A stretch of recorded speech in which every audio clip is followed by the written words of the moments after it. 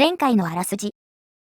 エドガーの病院へ向かうブライアンは、そこでガルンが亡くなったことを知る。遺族との会話で、エドガーとシュミットが友人だったことを知り、この奇病に何かのつながりを感じる。エドガーから悪魔の福音について家で聞くことになり、エドガーの家に向かう。そこで、エドガーの過去と悪魔の福音を長い間解析していたことを知る。そして、エドガーの家にたどり着いたのだった。エドガーの家に着いたところだったよね。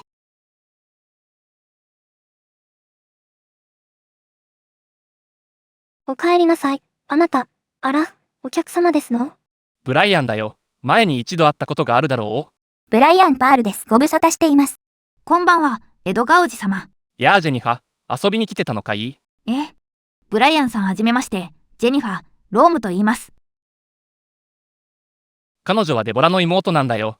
家が近くなんで、よく遊びに来るんだ。そうでしたか。よろしく、ミス・ジェニファ。ところで我々なんだが、これから書斎で大切な話をするんで、ずっと二人きりにしておいてもらいたいんだ。お茶とかもお持ちしなくてよろしいんですか？話が終わったら、こっちに来るからよいよ。わかりました。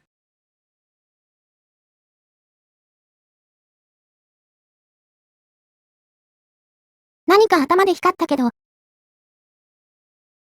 どうだい？ずいぶん雰囲気が変わっただろう？そうですね。以前はもっとごちゃごちゃと物が置かれていたのに、今はとてもすっきりしていますね。それには訳があるんだよ。ここでなら、悪魔の福音についての話を聞かせていただけるんですね。話をすることはできるんだが、君も室内を見渡せばわかると思うが、この部屋に私が今興味を持っているものの一切を置いていない。なぜかというと、周囲の者たちを信じていないわけではないが、時折私は知ってはならないことに興味を持ち、調べていくことに不安を覚える時があってね。つまり隠している、と。闇の世界に閉ざされ続けてきた邪神伝説を単なる好奇心で解き明かそうとすることに、ある種妙な罪悪感さえ伴うこともある。そんなわけで自分の身を守る意味でも研究資料の全ては秘密の場所に移したんだ。秘密の場所ですか？あれ、これ見つける流れ？秘密の場所とは、どこなのですか？どこだと思う？エドガーめ、僕を試して喜んでるな。まるでいたずらっ子みたいだ。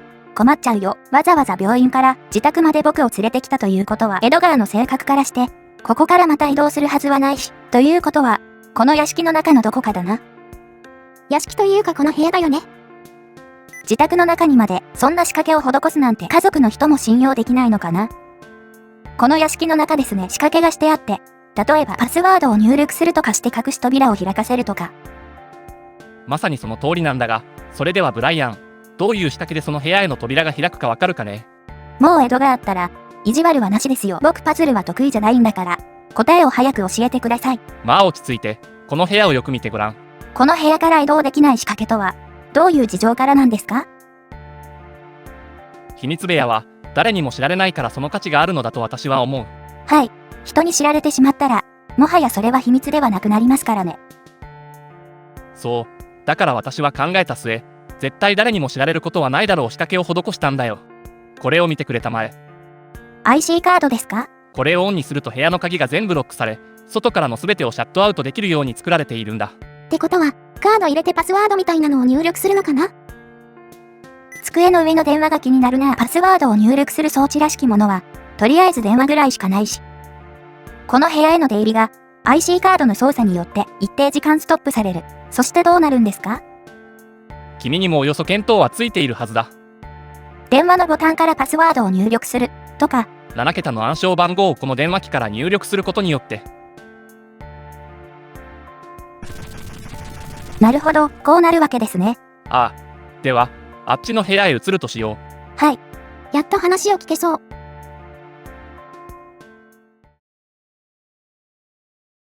この部屋がそうなんですね。なるほど。すごいな。これほどのものを集められたとは。保管庫みたいな感じかな。大変なことは大変だったが、何せ好きなことなのでね、あえて苦にはならなかったよ。エドガーの凝り性も大変なものだな。これだけのものを収集するには、莫大な時間と金がかかるのだから。ここでなら誰に見られることも誰に聞かれることもない。思う存分話をしようじゃないか。はい。悪魔の福音という本について聞かせていただきたいのですが。その前に、とにかく現物を見てくれ。緑色の肌や浮き出た血管などはまるっきり同じですね。そうだろう？カラーで描いてあるんだ。ところで、この本に使用されている文字はどこの言葉なんでしょう？解読は可能でしょうか？昔、北イタリアの遥か東に存在した小さな村の方言らしいんだよ。何せ今は滅びてしまっているからね。解読するのも大仕事さ。どこの言葉かは分かってるんだね。どのあたりまで解読されたんですか？まだ全体の4分の1なんだ。とにかく完全な解読書が手に入らないんで、大変な作業だよ。この本を書いた人物は一体誰なんですか？デバイン、ハウエルといって13世紀のエクソシストなんだそうだ。その時代、北イタリアの東200マイルの地に密かに栄えたというデムリエと呼ばれた村があったらしい。あれ、デムリエって車の中での回想で話してなかった？彼ら二人の出会いの回想でエドガーが探していましたね。この文字はその村で使われていたものなんですね。おそらくそうだろう。デムリエというのはどんな村だったのでしょう？小さな村なんだが不思議な能力を持った人々が大勢いたらしい。デバイン、ハウエルもその一人だし。不思議な能力。解読書はどこにもないんですか？今私が持っているものはアルファベットに対応させて作った文字の一覧表でね。アルファベットに対応してるの？わずかなことしか解読できないんだが、ふとその件である情報をつかんでね。その情報とは？この本を売った古美術商がふと口を滑らせたんだよ。古美術商から買ったんだ。その古美術商とは？以前ペルーを旅行した時にふと前を見ると古美術商の看板が出ていて、何気なく入ってみるとやけに不気味な店でね。そこでこの本を。それで古美術商が口を漏らした話とは？デムリエの生き残りに会えば全てわかるさとね。生き残りがいるのか。その古美術商、何か知ってるよね？デムリエ村の生き残り、全てがわかるなんて言われると、どうしても会ってみたくなりますね。だが今どこで生息しているのかまるでわからないんだ。古美術商の態度も気になるし、デバイエ・ハウエルという人物についても不明の点が多すぎる。とにかくペルーに行こう。古美術商のやつめ、まだ何か知っているようなんだが。一度会ってみる必要がありますね。本を書いた人のこと、何かわからないかな？そのデバイエ・ハウエルという人の著書は他にもあるんでしょうか？いや、この一冊しか書いていないようだ。デムリエはなぜ滅んでしまったのだろう。超能力のある者たちが引くことを知らなければ滅んでいくのは自然の摂理というものだ。しかし、本当の原因はグノーシス教によるところが大きいように思う。君はグノーシス教という邪教集団を知っているかね？いえ、初めて耳にします。13世紀のデムリエ村で邪神セバを復活させ全世界を悪魔の力により支配しようという意図から湧き起こった宗教なんだそうだ。それ悪魔にむちゃくちゃにされる未来しか見えないけど。その邪神セバというのは？古代文明の足跡をたどってみると、闇の歴史という隠された世界に遭遇する。それを悪魔の福音に照合させて解析したところ、邪悪なる仰せばその絶大なる力を持って全世界をその渦中に巻き込み、滅亡の序曲を奏でん精神ユーサーコレを迎え歌んとして。この続きが破れていてわからんのだが、そして次のページだ。なんて書いてあるんですか？によりてセイントストーンに封印され、聖なる領域に閉ざされん。しかれども、でまた破れている。しかれども、というのが気になりますね。グノーシス教自体が今どうなっているのか、それが鍵かもしれない。デバイエ・ハウエルにも、もしかすると子孫がいるかもしれないですね。その可能性は大いにある。もしその子孫に会うことができれば我々の疑問も一挙に解決するだろうが。なんという不気味な装飾だろう。著者の思い入れがそのまま伝わってくるようだ。もうペルーで調査するしかなさそう。近々取材でペルーに行くと思うのですが、その古美術商はどのあたりにあるんですか？場所ははっきりしないのだが、確かガストバという名前の店だったように思う。少しまとめてみよう。この本は13世紀北イタリアの外れにあったデムリエ村の言葉で書かれたものであるということ。著者はデバイエ・ハウエルといって、不思議な力を持つエクソシストであるということ。グノーシス教という邪教集団の発祥の地がそのデムリエ村だということ。デムリエ村の生き残りが今もなおどこかで生息しているらしいということ。グノーシス教という存在が不気味な印象を今なお与え続けているということ。セイントストーンの持つ意味とその役割とは？デュマ、古美術商、とにかくペルーが。何か知ってるっぽい古美術商を探す必要ありそうだね。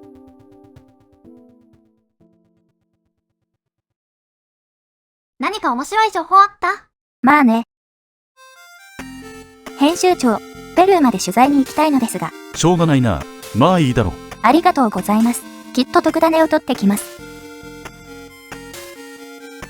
次の日本ではセーブができないからセーブしておいた方が良いぞ。いきなりメタなこと言い出した。まあそういうことならセーブしようかな。というか次は日本なの？すぐチケットを手配しよう。僕はペルーに行く。エリスは日本へ行ってくれ。わかったわ。ここ日本では私が案内役を務めます。しばらくブライアンと離れることになるけどよろしくね。それと使用できるコマンドが半分になるので注意してね。必要ないコマンドは消されている感じかな。ね。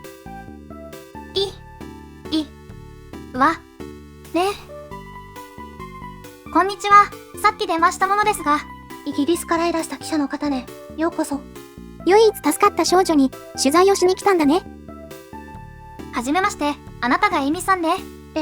こちらは私のペンフレンドのミハルです。どうも。発病したと聞いていたのにとても元気そうだわ。とにかく一安心ね。よかったら簡単にあなたのことをお話ししてくれる？はい。私エイミ、ハミルトンと言って今年16になります。父がアメリカ人ということもあって今はロスに住んでいるんだけど、去年までは西ドイツにいたんです。習慣な血がから大変だったでしょう。でも、もう慣れました。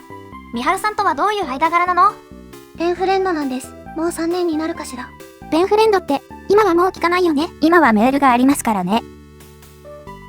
あなたが突然襲われた奇病について教えてくれる？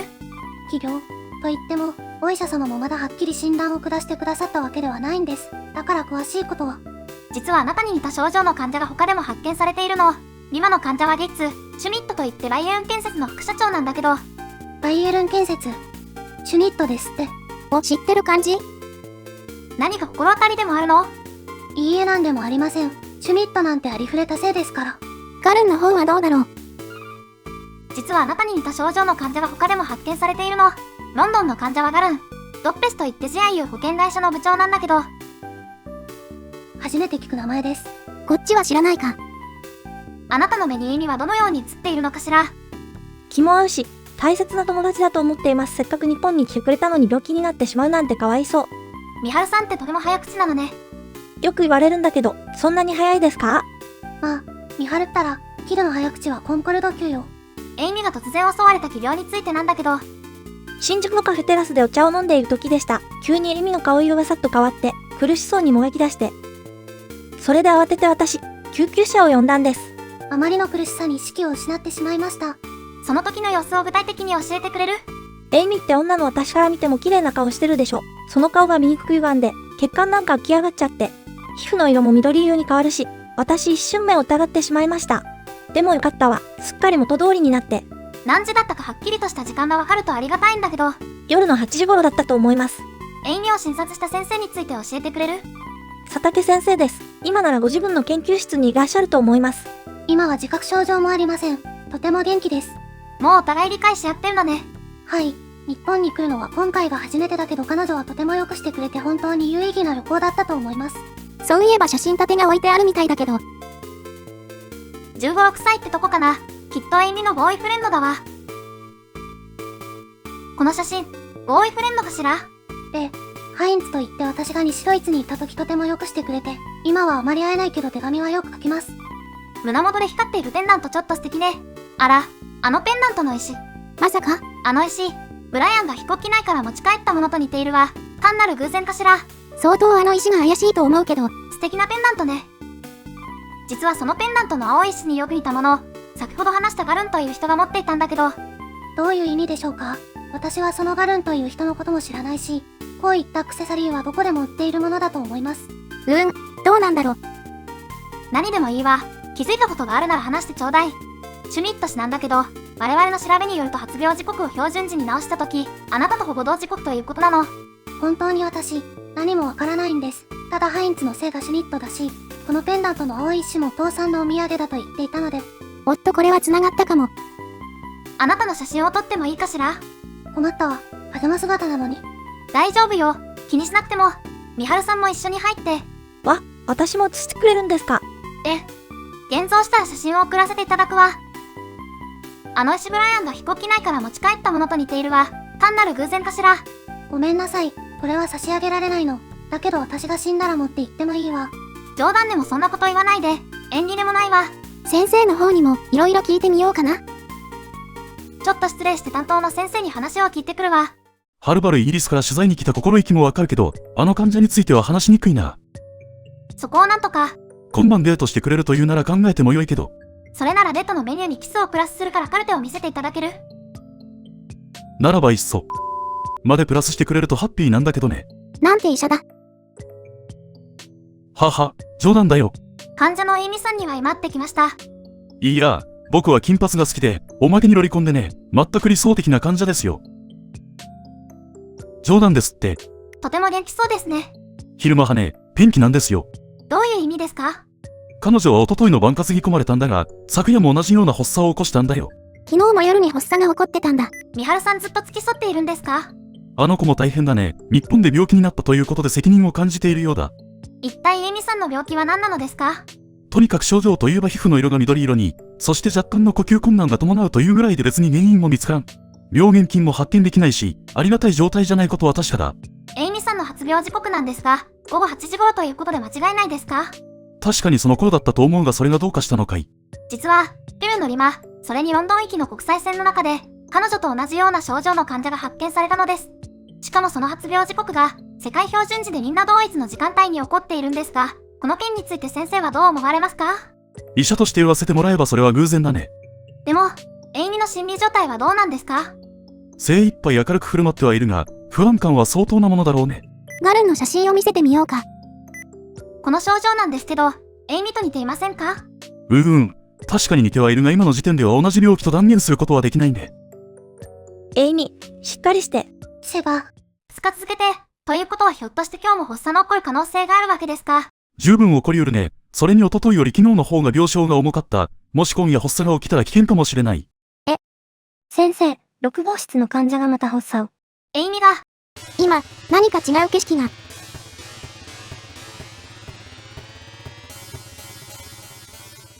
ご臨終です。急激な発作に心臓が耐えられなかったのだろうが、発作の原因は不明のままだ。全身が緑色に変わっている。顔は苦しみの跡をありありと浮かべて、この年で死ななければならないなんて。あまりに激しい発作のためかベッドの足が少し移動してしまっている。床の隅に何か光っているものがあるわ。これはエイミがしていたペンダントだわ。きっと発作中に切れたんだ。こんな状態の時に申し訳ないけど、エイミの写真を撮らせてもらおう。撮っちゃうんだ。ブライアンじゃないけど、なぜかこの青い石だけは持っていかなければならないような気がする。勝手に撮るわけにはいかないわ。でも、やっぱり密かに持っていこう。ごめんなさいね。エイミ、ミハル、大変聞きにくいのだけどエイミのことについて何か気づいたことがあったら教えてくれる？彼女自身に変わったことは何もありませんでした。談笑している間に突然苦しみ出して、あとはご覧の通りです。エイミの発作を先ほど初めて見ましたけど、昨日も一昨日もあんな感じだったのかしら？いいえ、今夜の発作が一番すごかったです。ベッドでの振動ぶりはまるで、エクソシストなどのカルト映画を見ているようでした。オカルト映画を、ね。その他には何か？そういえば発作を起こしている最中に、セバ、とかなんとか言っていたような気がします。セバ？どういう意味かわかるかしら？私は初めて聞く言葉なので、何のことだか。セバって悪魔の福音に載ってた名前だよね。例えばだけどエイミが何か変わった宗教を信仰していた、なんてことはある？そんなことはありえないと思います。エイミの死因について何ですか？何が原因で呼吸困難になるのか、そして肌の色が緑色に変わるのか、とにかく解剖してみないことには。あの光景を見たら私自身も単なる病気じゃないんじゃないか、と思ってしまったのだけどミハルさんはどう思う？わかりません。検査の結果、原因不明というなら何かの呪いとか働いとかなんてこともあるんでしょうか。